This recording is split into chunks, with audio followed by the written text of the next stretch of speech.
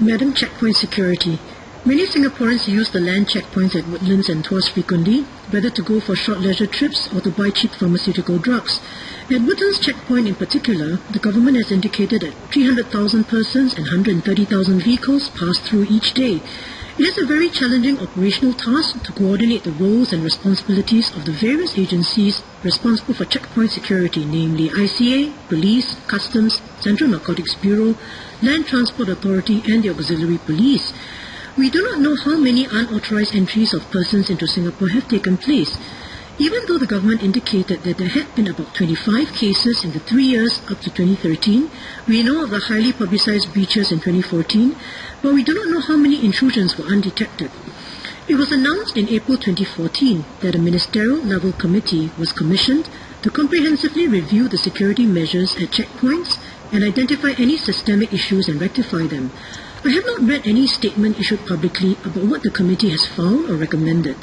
However, I note from this year's budget book that MHA's operating expenditure under its Immigration and Checkpoint Control Program shows an increase of 6.5%, mainly due to enhancement of security measures at checkpoints. May I ask if MHA can share any decisions or interim findings on the matter? Next, Madam, I move on to police use of technology and social media. Police forces have been harnessing technology to optimize their operations. Technology can enable policing to be sharper, faster, more convenient, and also less resource-intensive and more cost-effective. In Singapore, the need for technology to augment manpower is very acute as we have limited markets for recruitment. Already, there is a heavy reliance on Malaysians and all three arms of security manpower, the state police, auxiliary police, and unarmed private security. Whether we will eventually look to foreign manpower for this sector will be a highly charged topic.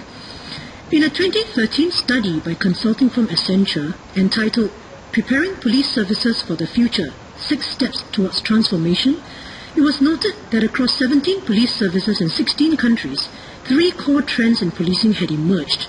First, citizen expectations were rising about crime reporting, emergency response effectiveness, and public involvement in policing. Secondly, budgets for police were being cut, meaning forces needed to be more cost-effective. Third, the criminal world was changing, becoming more organized, global, digital, and operating across complex networks.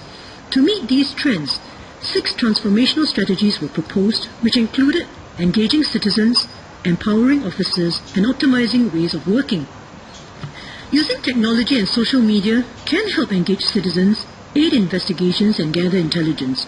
As for aiding investigations, the Accenture report cited several interesting social media success stories elsewhere. For instance, in 2013, during the Boston Marathon bombings, Boston police used Twitter for frequent and transparent updates to citizens, and the eventual capture of the bomber was aided by the use of social media.